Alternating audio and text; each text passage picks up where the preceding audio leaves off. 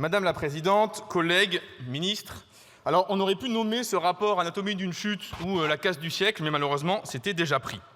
Car voilà ce qui se passe depuis 30 ans.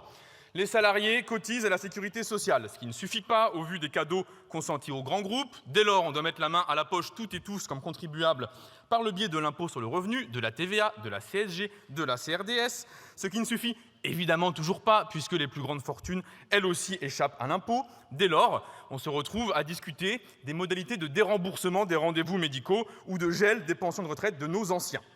Ainsi, ce que vous appelez la dette sociale, on le paye 3 fois, on cotise, on paye des impôts et vous venez gratter sur les pensions de retraite et les rendez-vous médicaux. Dès lors, ce rapport annonce qu'il va bien falloir rendre cet argent. Il va falloir rendre l'argent, collègues. Il va d'abord falloir rendre l'argent des exonérations de cotisations sociales.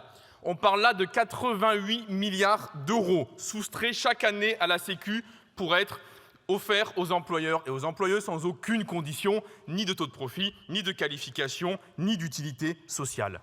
Aujourd'hui, rendez-vous compte qu'on verse plus par le biais des exonérations de cotisations sociales qu'on ne perçoit par l'impôt sur les sociétés. Vous avez inventé la nationalisation ultralibérale. On alimente les grands groupes pour leur demander de bien vouloir travailler. Mais ces grands groupes, disons-le, sont reconnaissants, puisqu'avec les cadeaux que vous leur faites, ils offrent un 5e trimestre à leurs actionnaires. Plaisir d'offrir, joie de recevoir. Alors, en conséquence de ces différents cadeaux, dont je n'ai pris qu'une petite partie, le sommet émergé, il manque de l'argent dans la Sécu. C'est l'objet de la construction, de l'invention du terme de dette sociale, puisque, années 90, patatras, arrive Alain Juppé, qui veut interdire à la sécurité sociale de résorber ses déficits comme elle le faisait alors, c'est-à-dire par le biais d'un emprunt auprès de la Caisse des dépôts. Pour lui, pour ce gouvernement, une telle manœuvre n'est pas assez pédagogique. Il faut afficher une dette sociale bien à part pour culpabiliser les gens, être sûr qu'ils se sentent mal d'aller bien. On a échappé de peu au compteur automatique de dette sur les biberons, mais ce n'est pas passé très loin. Ainsi, Alain Juppé décrète en 1996 le cantonnement de la dette sociale, c'est-à-dire qu'il crée une caisse, la CADES, Caisse d'amortissement de la dette sociale, qui bénéficie d'un impôt spécifique, la contribution au remboursement de la dette sociale. Si des gens dehors se demandent sur votre bulletin de paye, c'est ici, je l'ai surligné en jaune, vous pouvez mesurer ce que vous donnez à cette caisse, et ainsi qu'une part de CSG et du fonds de réserve des retraites, alors qu'on croyait jusque-là qu'il n'y avait plus d'argent pour les retraites.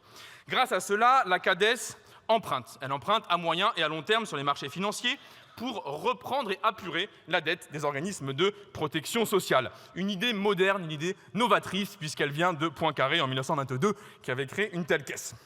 Alors, le personnel, les personnes qui travaillent dans cette caisse font au mieux.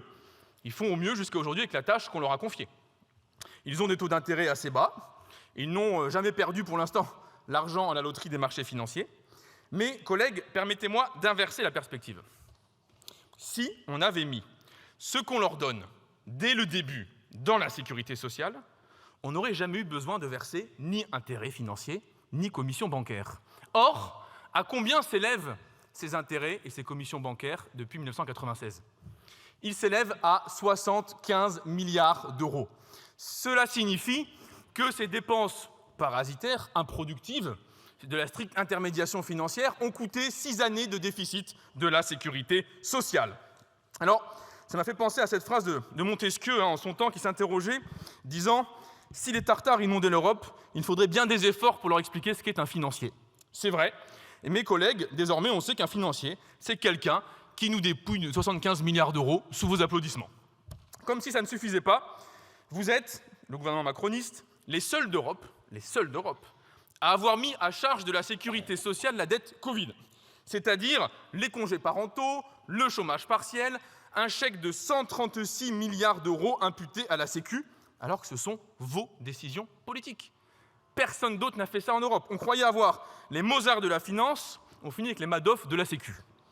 Alors, je connais bien la sérénade, elle a été dite peu de temps avant. On nous dit « les générations futures vont payer ». Mes collègues, mais oui, mais non. Si une génération entière paye, à qui paye-t-elle ? Si toute la génération paye, elle ne paye pas à la Lune, elle ne paye pas à Mars. C'est qu'il y a des gens qui payent et d'autres qui reçoivent. Et donc, en conséquence, ce sont les enfants d'ouvriers qui verseront des intérêts aux enfants de rentiers qui, eux, détiennent les titres de la dette publique. Et, collègues, si jamais cela vous turlupine, si cela vous empêche de dormir, eh bien, je pourrais conclure en vous disant « taxez les riches ».